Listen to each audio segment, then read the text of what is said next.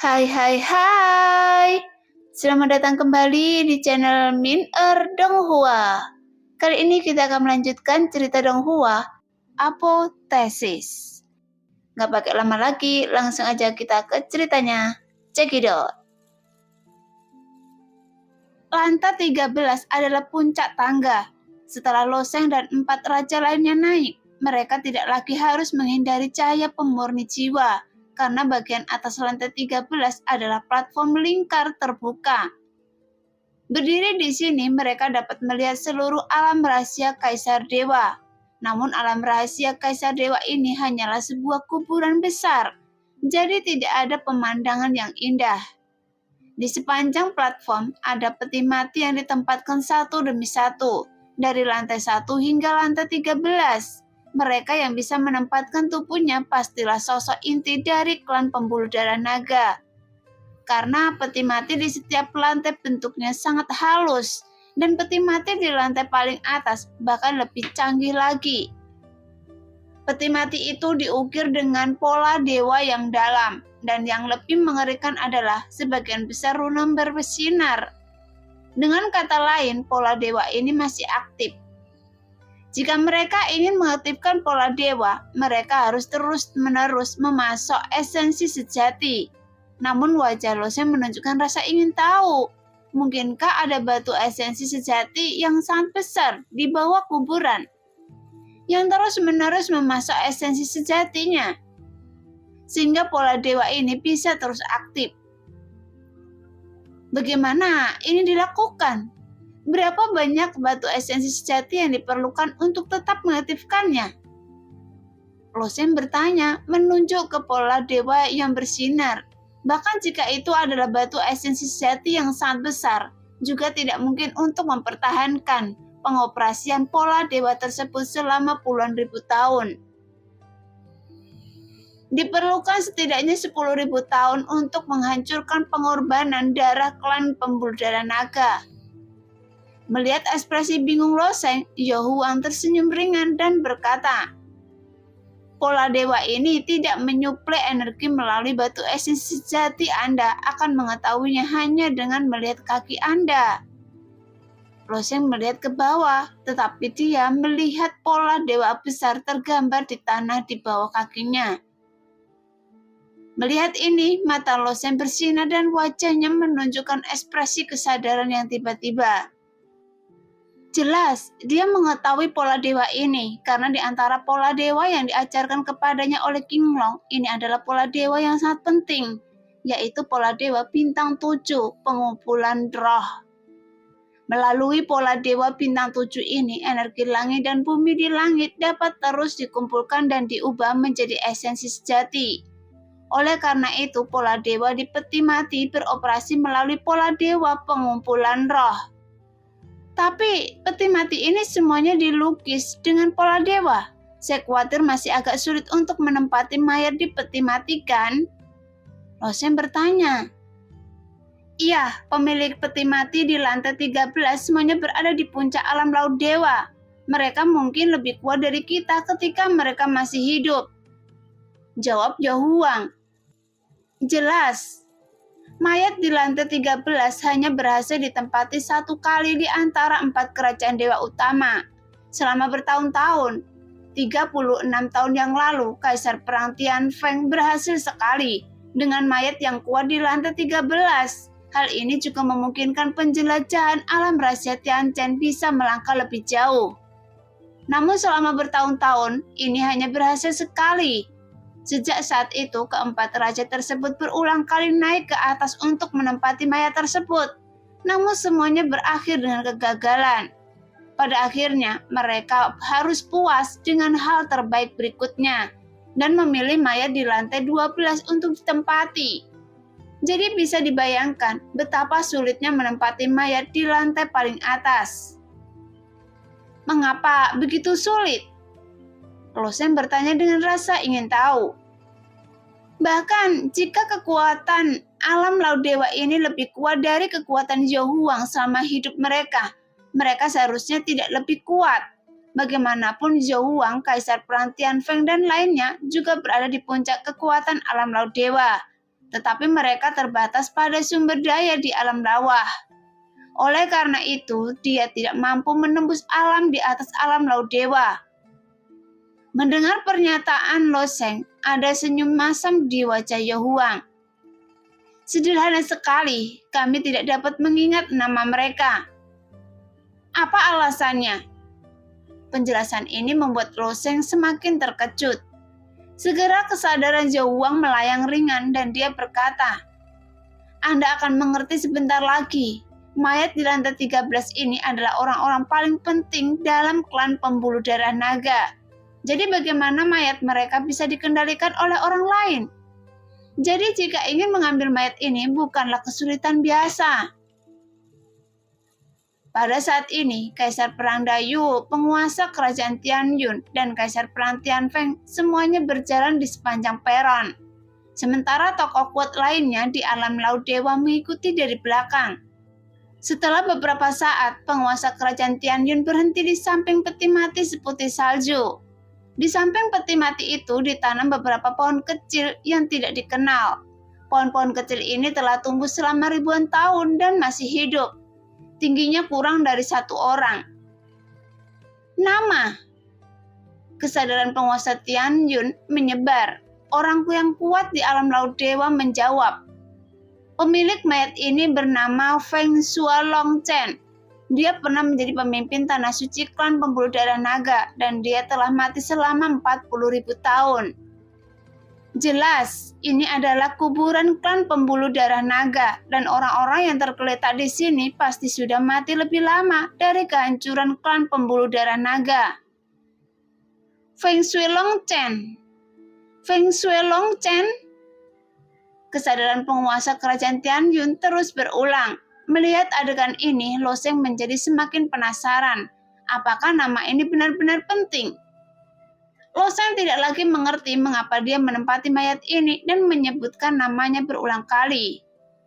Setelah penguasa Tianyun mengunyah nama itu berulang kali, dia berkata dengan tenang, "Buka peti matinya, saya siap."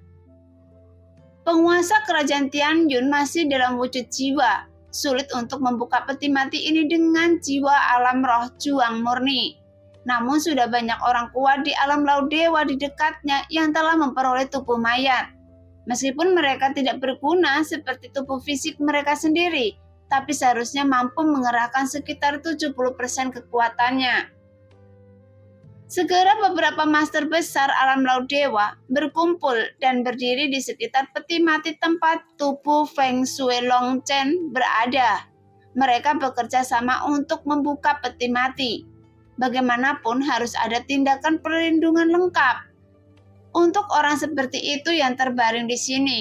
Ketika orang-orang kuat di alam laut dewa itu baru saja mencoba membuka peti mati. Peti mati itu tiba-tiba bergetar hebat dan pola ilahi di atasnya bersinar dengan gila-gilaan.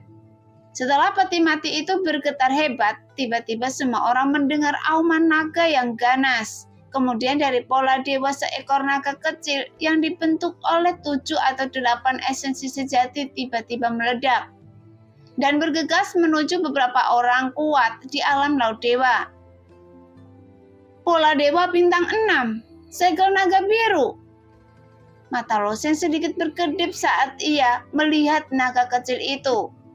Karena kekuatan pola dewa bintang 5 cukup untuk melawan yang kuat di alam hidup dan mati. Sedangkan pola dewa bintang 6 cukup untuk melawan yang kuat di alam laut dewa. Namun ada banyak orang kuat di alam laut dewa di platform ini saat ini.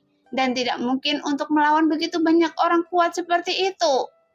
Dengan bantuan pola dewa bintang 6, bahkan para monster itu tampaknya sangat ahli.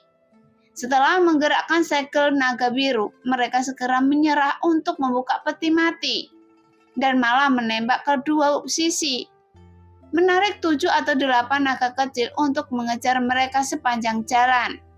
Pada saat ini, beberapa master alam laut dewa lainnya dengan cepat mendekati peti mati dan mulai menyerang pola dewa bintang 6 di peti mati, sehingga pola dewa bintang 6 dengan cepat hancur.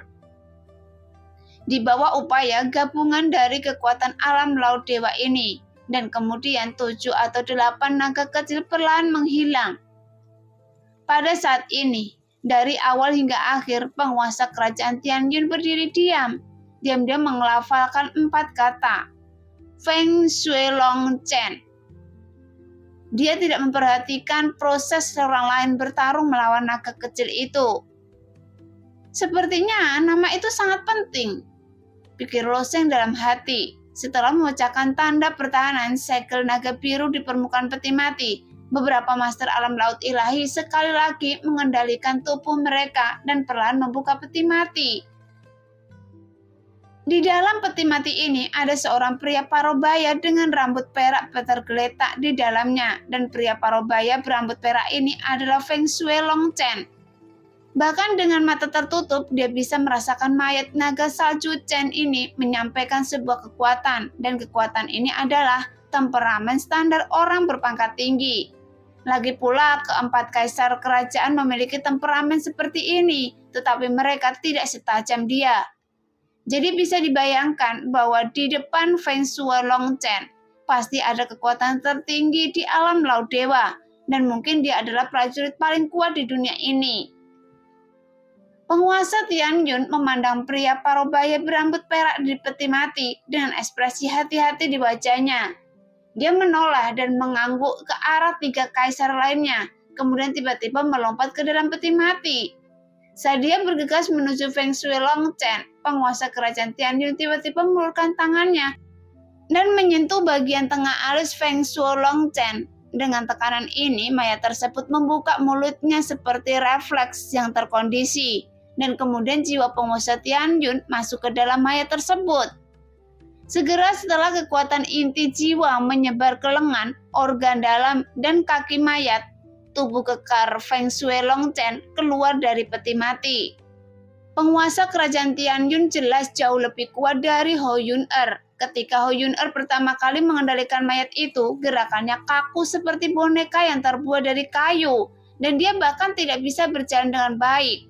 Tetapi setelah penguasa Tianyun memasukinya, dia tampak sangat alami, seolah-olah itu adalah tubuhnya sendiri. Setelah dia keluar, dia melompat dengan ringan dan berdiri kokoh di tanah. Tapi ini juga ada hubungannya dengan pengalaman. Penguasa Tianyun telah memasuki alam rahasia Kaisar Dewa berkali-kali untuk mengendalikan mayat. Jadi dia secara alami jauh lebih mahir daripada Hou Yun-er. Saat penguasa kerajaan Tianyun keluar, dia meletakkan tangannya di dahinya dengan ekspresi kesakitan yang luar biasa di wajahnya. Orang yang menderita saat ini pasti bukan Feng Shui Long Chen. Bagaimanapun Feng Shui Long Chen sendiri telah mati entah sudah berapa tahun. Jadi orang yang menderita adalah penguasa kerajaan Tianyun yang telah lolos ke dalam pikirannya. Di saat yang sama, di tengah platform atas, pilar batu tiba-tiba berdiri perlahan, dan itu adalah pilar batu dengan diameter 2 kaki. Pilar batu ini tersembunyi di tengah platform dan tingginya sama dengan tanah. Sekarang pilar batu tiba-tiba muncul sehingga mengejutkan Lo Sheng. Hanya saja orang kuat lainnya di alam laut ilahi sepertinya sudah terbiasa dengan hal itu, dan mereka mungkin sudah tahu bahwa ada pilar batu di sini. Saat pilar batu perlahan naik, alis Lo Sheng terus berdebar. Karena di tengah pilar batu ini terdapat 4 paku keling seukuran meja, dan di ujung paku keling ada 4 rantai gelap yang tergantung. Keempat rantai ini menjulur ke tengah pengunci peti mati dengan erat.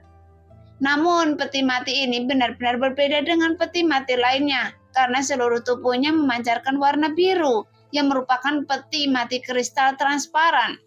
Karena peti mati kristal itu tertanam di dalam pilar batu dan dikunci erat dengan rantai, maka orang yang berada dalam peti mati itu tidak dapat berbaring. Saat ini dia sedang berdiri dalam peti mati kristal itu. Adapun tubuh di dalam peti mati kristal adalah seorang gadis yang berpakaian putih.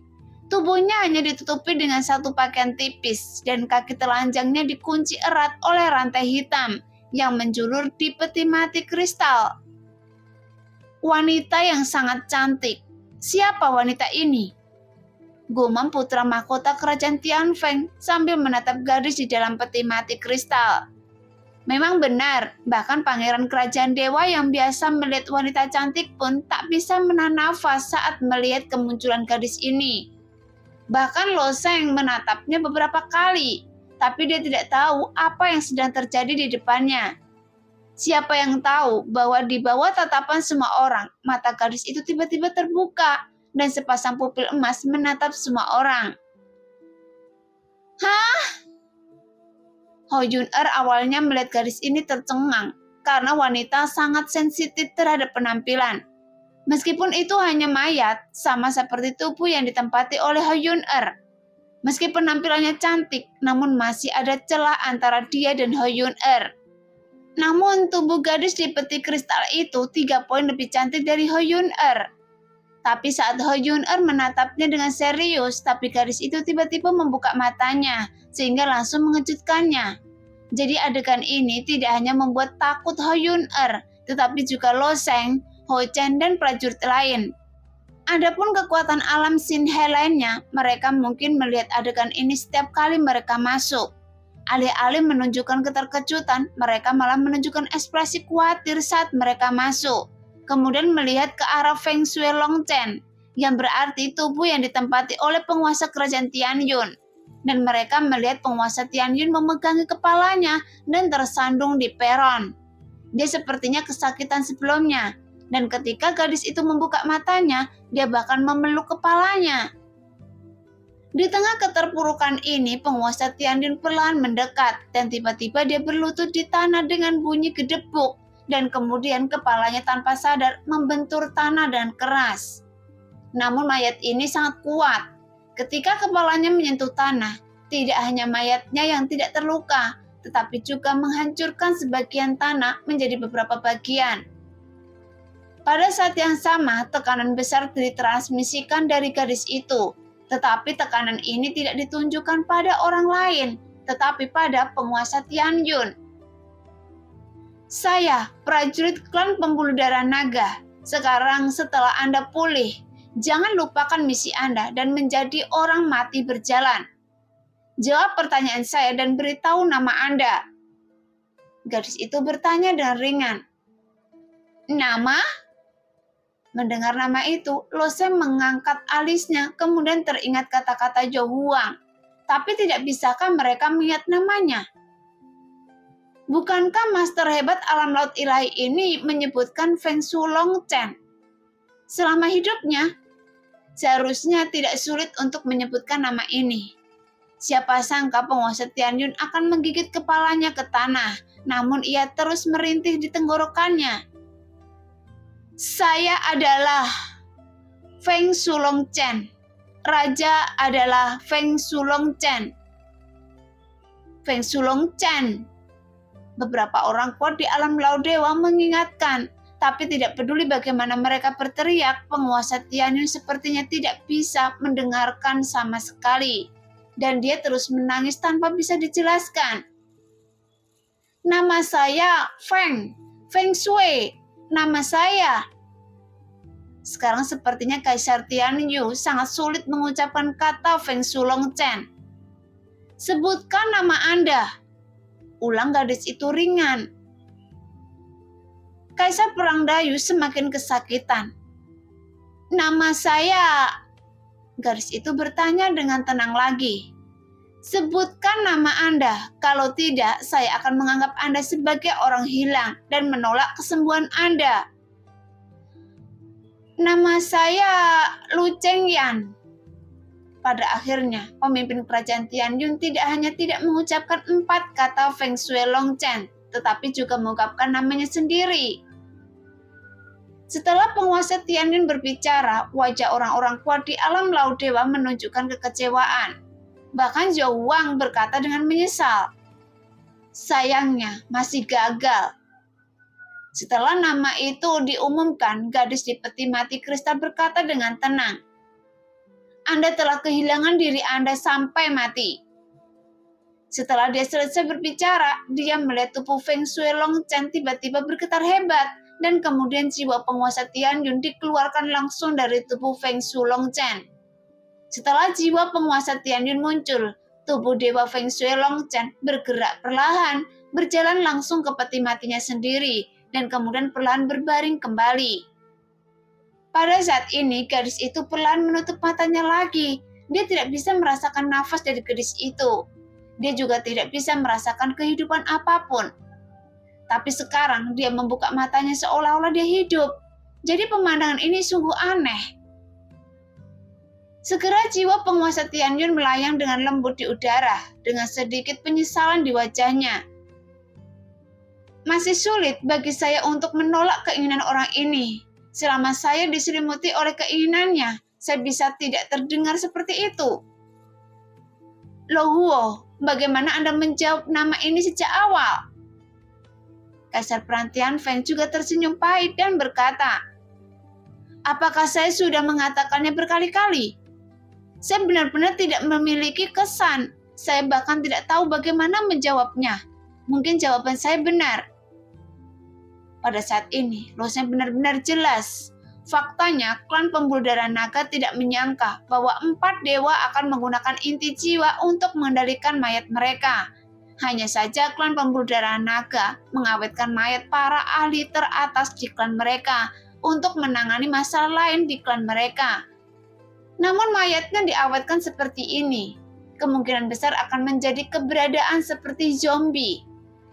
Jadi, untuk menghindari situasi ini, klan pembuluh darah naga menyiapkan metode di kuburan ini. Jika mayatnya benar-benar menjadi zombie, maka pikiran gadis itu akan diuji.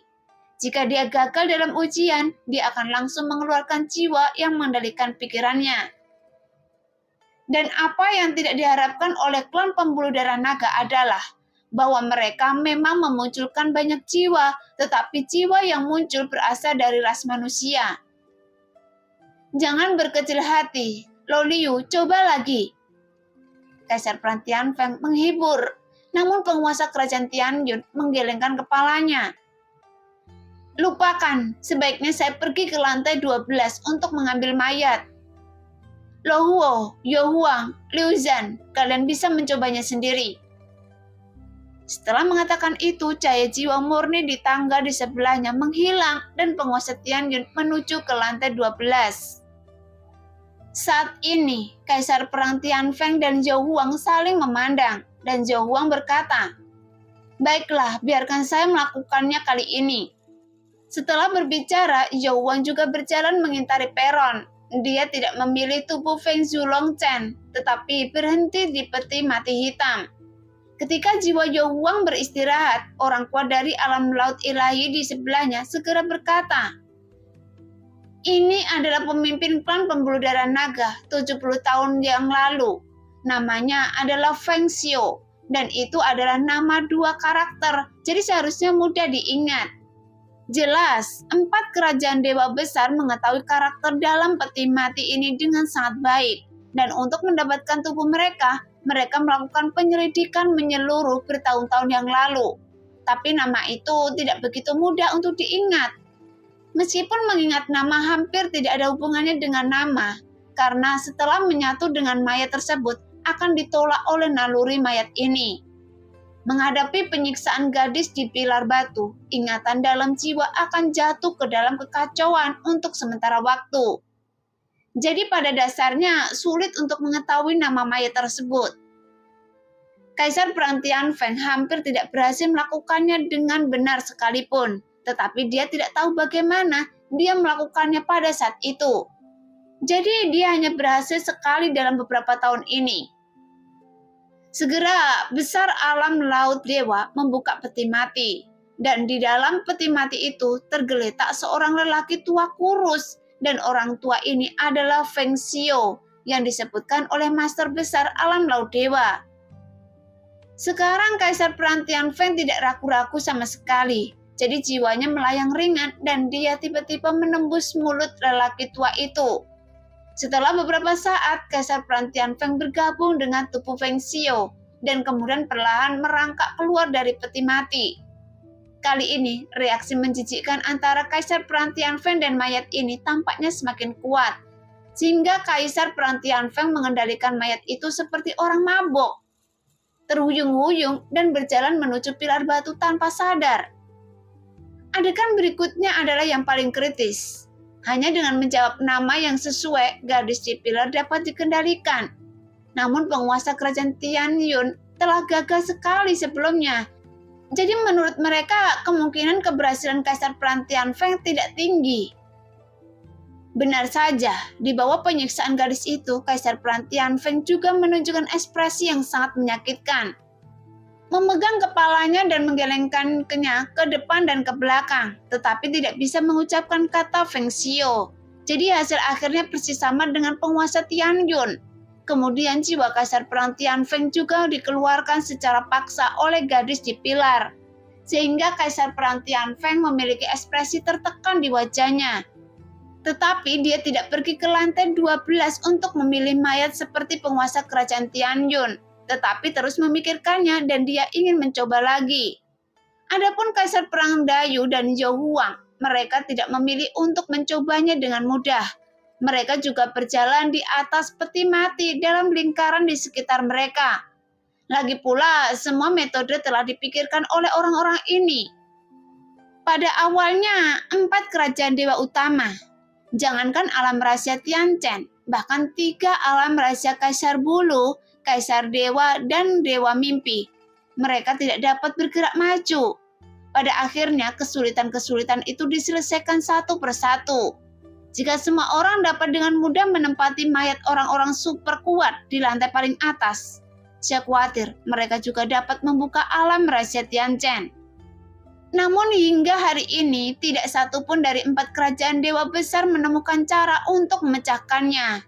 Jadi ketiga raja itu masih ragu-ragu, dan Lo Sheng juga merutkan kening.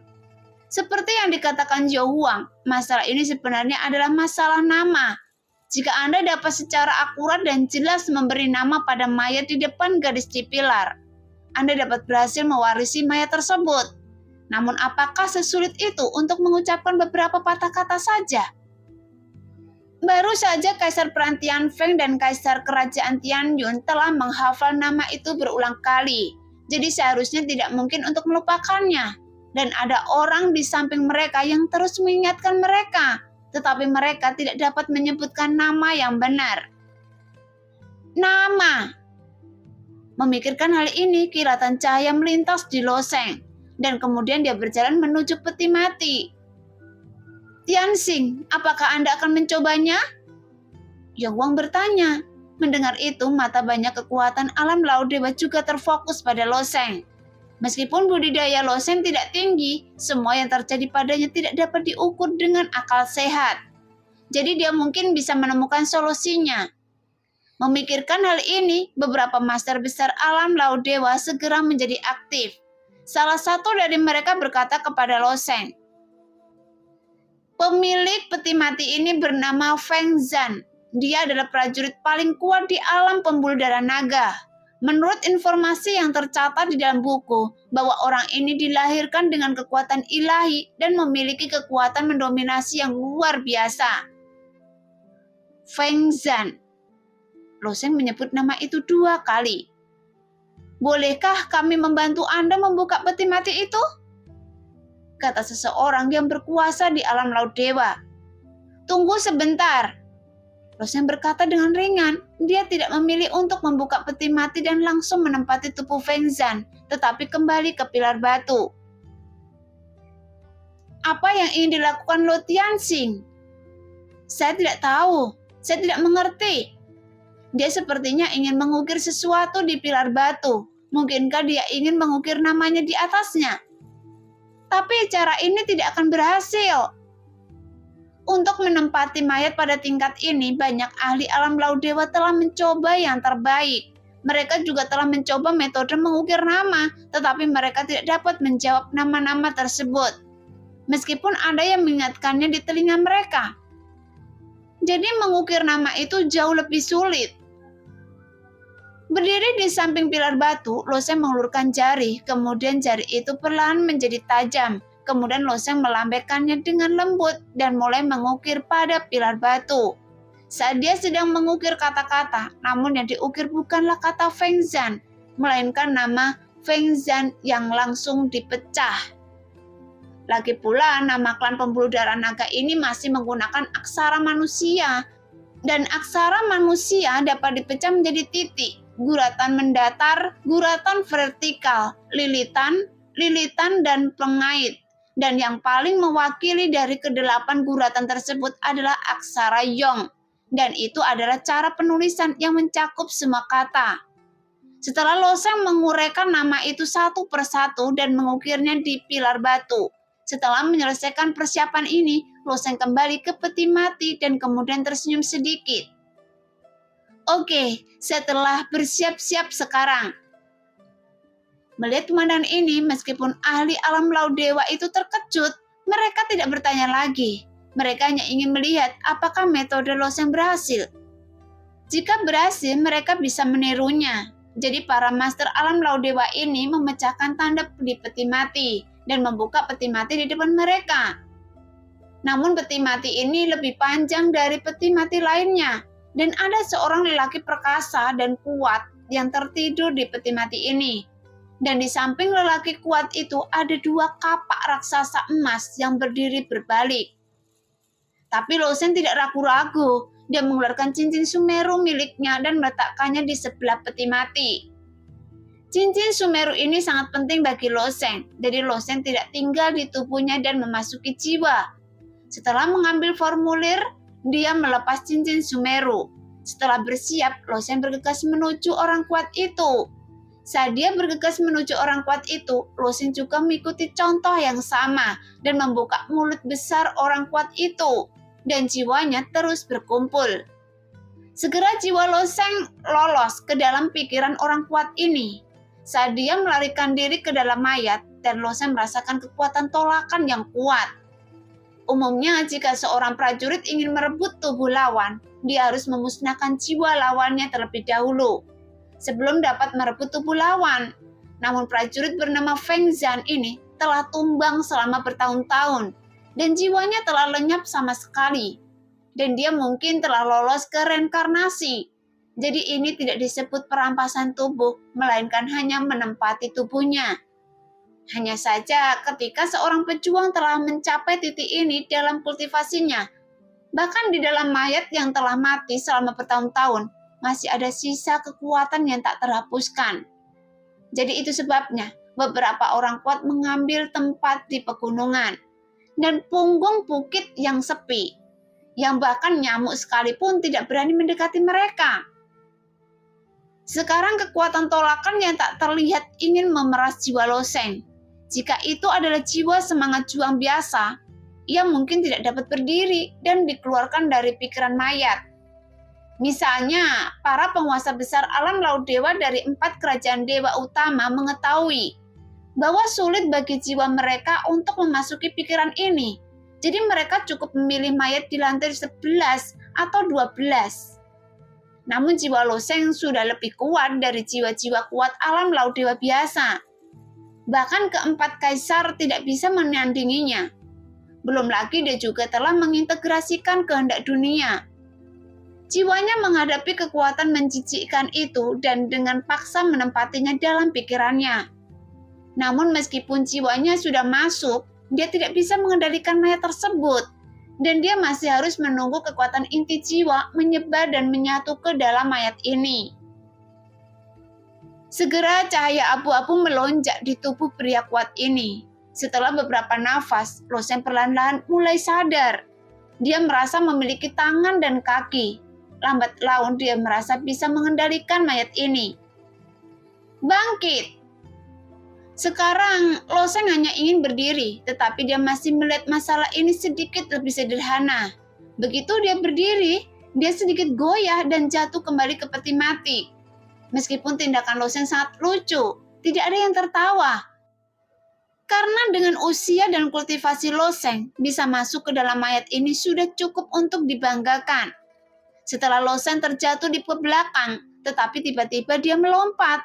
Tubuhnya yang kekar berdiri kokoh di tanah seperti menara besi. Dan pada saat yang sama, dia membuka matanya sebesar lonceng tembaga. Nah, demikianlah cerita hari ini. Terima kasih yang sudah menonton video Min Earth sampai selesai. Sampai jumpa di video selanjutnya.